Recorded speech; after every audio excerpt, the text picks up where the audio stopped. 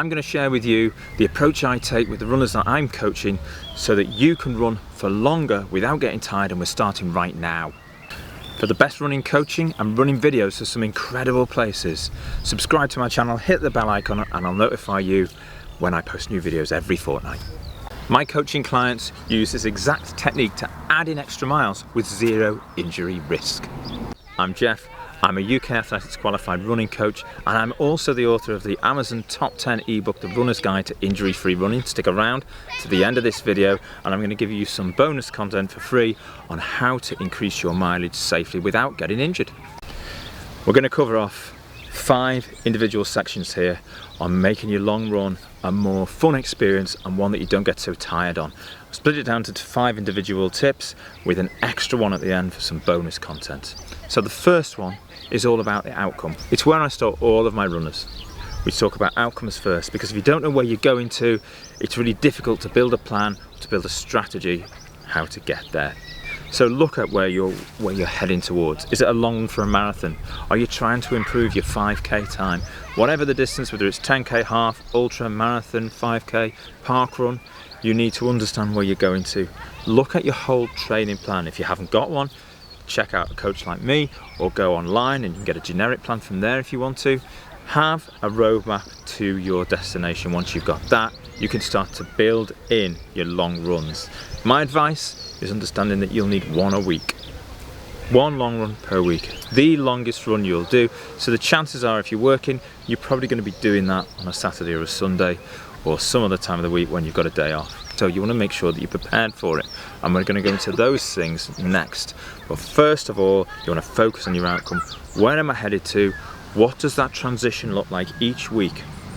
So if you understand that maybe you've got a long run on week 1 of 3 miles, week 2 of 4 miles, and it's gradually increasing, make sure that you've got some recovery in there as well, and you see that recovery through your plan.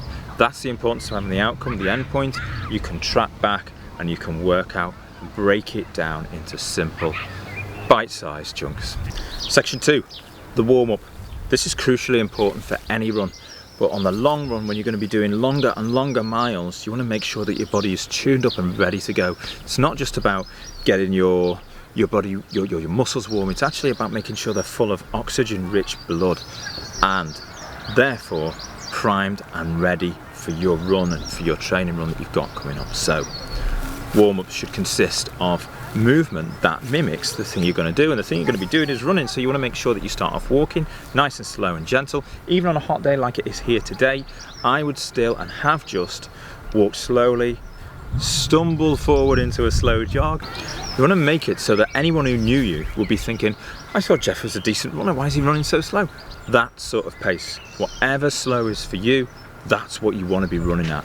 Really slow, and then eventually starting to bring in some high knees, some heel kicks, maybe some karaokes or grapevines. If you can do those, perhaps you're on the trails, they're going to be really good for you there. Don't do those if you've got any hip problems.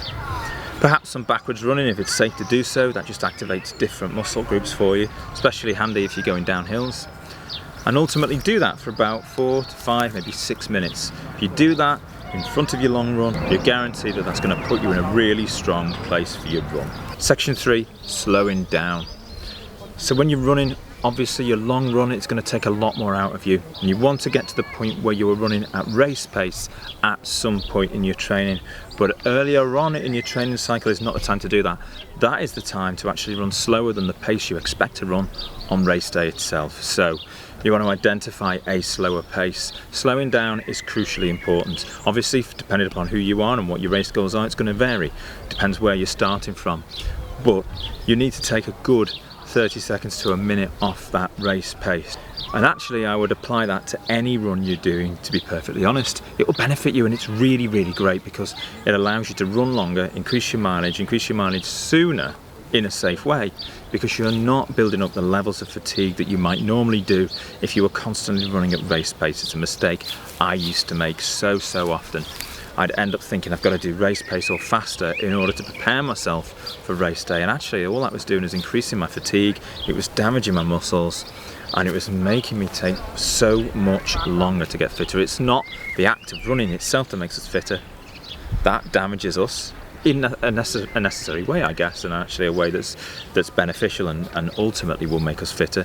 But we need those rest windows, those recovery windows, to actually get fitter and reduce the fatigue. So slowing down, vitally important. Number 4, hydration. We all know we need water, we all know we can take sports drinks, but it's actually understanding how to manipulate those, how to get those in the right place for you on a run. If you're going away, if you're driving somewhere to go for a run and you know you're going to be out for a while, have some in the car. If you're coming back to your house, get a bottle in the fridge so it's nice and cool when you get back. If you feel that you're at the peak end of your training or you're getting closer and closer to race day, in other words, those long runs are getting longer, really long runs, then you're going to be coming back and you need to be taking on supplemental nutrition. So I'm not talking about waiting for a meal.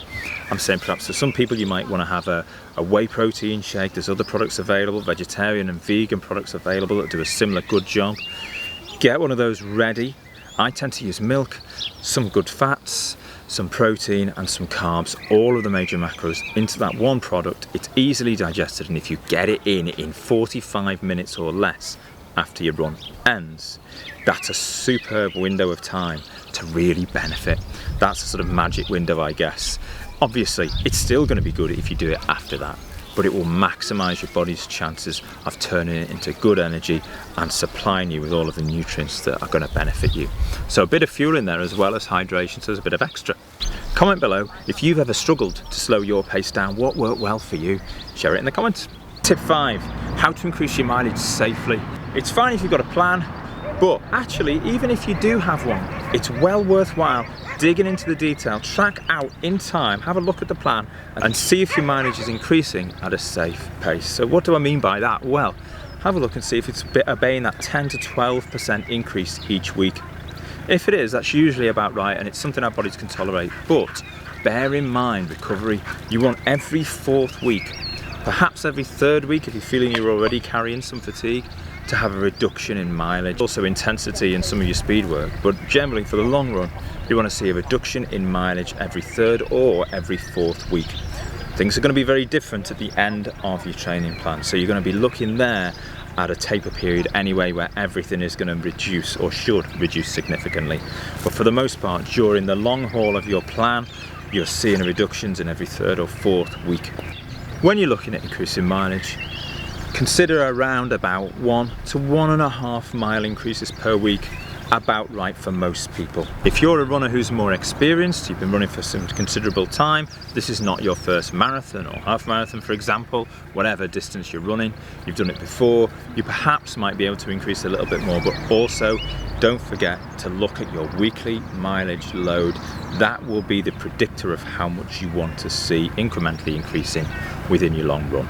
Check out my 59-second video on how to increase your mileage safely. If you want bite-sized advice, I've popped the link in the description below.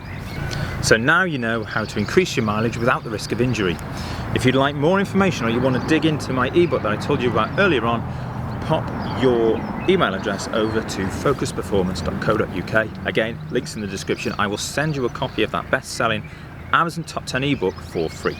Check out these videos next on how to increase your running safely, whether you're running once a week or 5 or 6 or more times a week. And don't forget, if you like this video, hit the like button and share with your friends. And if you'd like to, I'd love you to subscribe. Thanks very much. See you now.